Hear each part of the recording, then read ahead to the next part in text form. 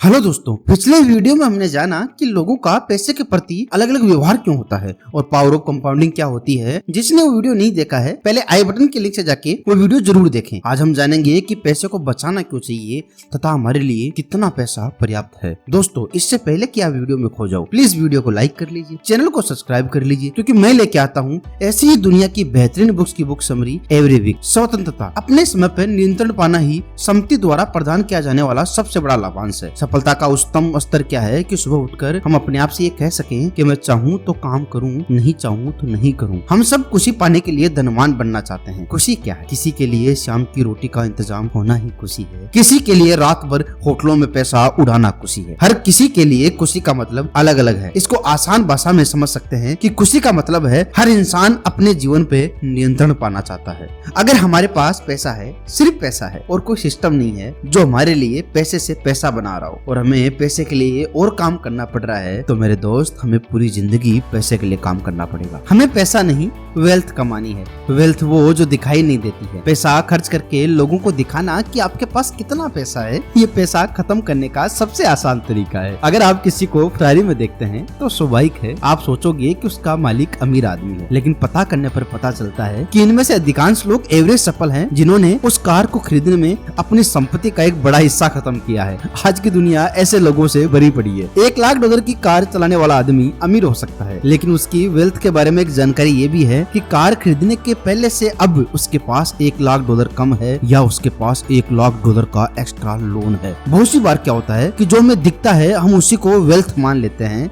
हम लोगों के खाते, ब्रोकरेज स्टेटमेंट नहीं देखते हैं, इसीलिए फाइनेंशियल सक्सेस को आंकने के लिए हम बाहरी दिखावट का सहारा लेते हैं, जैसे कारें, घर। लेकिन सच में वेल्थ वो है जो दिखाई ना दे। वो कारें हैं जो खरीदी नहीं गई हैं, वो घड़ियां हैं जो पहनी नहीं गई हैं। ज्यादातर लोग जब कहते हैं ना कि वो करोड़पति बनना चाहते हैं, तो वो असल में ये कहना चाहते हैं कि वो करोड़ों खर्च करना चाहते हैं, और ये करोड़पति होने के ठीक उल्टा है। अमीर महसूस करने के लिए सबसे आसान तरीका ये है कि बहुत बढ़िया चीजों पे बहुत सारा पैसा खर्च किया जाए। लेकिन अमीर बनने का एक ही तरीका है कि आप वो पैसा खर्च करें जो आपके पास है। ये एक बेहतरीन सलाह तो हो सकती है, ज्यादा वक्त तक काम नहीं करती है। अमीर लोगों को जानना इतना मुश्किल भी नहीं है। वो अपने आप को दिखाने के चक्कर में हद पार कर जाते हैं, जबकि वेल्थ छुपी होती है। ये वो इनकम होती है जो खर्च नहीं की गई है। अब आप सोच रहे होंगे कि पैसा अगर बचाना ही है तो फिर पैसा कमाने का क्या फायदा है। वेल, अगला अध्याय है सेव मनी। क्या पैसे बचाने के लिए लोगों को मनाना पड़ता है? हाँ, बिल्कुल। एक रेगुलर इनकम के बाद लोग मोस्टली 3 ग्रुप में आते हैं। पहला, जो सेविंग करते हैं। दूसरा,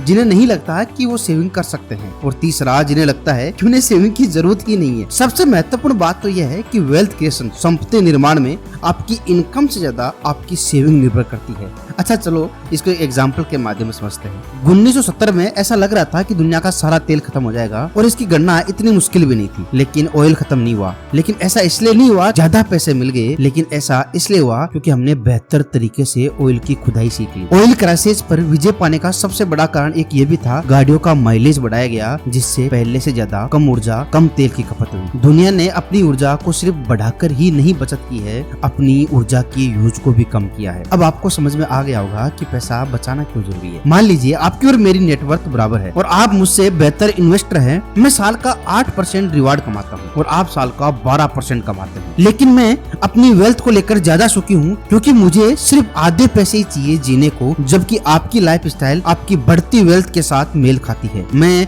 आपसे ज्यादा वेल्थी रहूंगा, जबकि मैं आपसे खराब इन्वेस्टर हूँ। मुझे कम इन्वेस्टमेंट के बावजूद भी ज्यादा रिवार्ड मिलेंगे। इनकम के लिए एक ये भी लागू होता है कि कम वेल्थ के साथ खुश रहने से आप क्या चाहते हैं और आपके पास क्या है में अंतर पैदा हो जाता है। एक हाई सेविंग इनकम का मतलब यह है कि आपका खर्चा कम से कम हो, और कम खर्च का एक तो मतलब यह है कि हम उससे खुश हैं, जिससे हमारी सेविंग ज्यादा हो रही है। दूसरे लोग आपके बारे में क्या सोचते हैं इससे फर्क नहीं पड़ता। कम खर्च करके पैसा बचाया जा सकता है। अगर डिजायर कम होगी तो खर्चा भी कम होगा। धन दौलत फाइनेंस से ज्यादा साइकोलॉजी पर निर्भर करती है। अगला अध्याय है आपके लिए कितना पर्याप्त है। आज के इस दौर में एक इनकम पे टिके रहना बिल्कुल भी अच्छी बात नहीं है। इससे अच्छा है हमारे पास मल्टीपल इनकम के सोर्स होनी चाहिए। एक बार आप खुद से पूछिए आपको कितना पैसा चाहिए, क्योंकि हमेशा पैसे की तरफ भागना भी तो सही नहीं है। इसके लिए हम 2 काम कर सकते हैं। पहला, अपने लिए लक्ष्य बनाओ, उसे हासिल करो, अपनी जिंदगी जियो। दोबारा लक्ष्य बनाओ, दोबारा पूरे करो।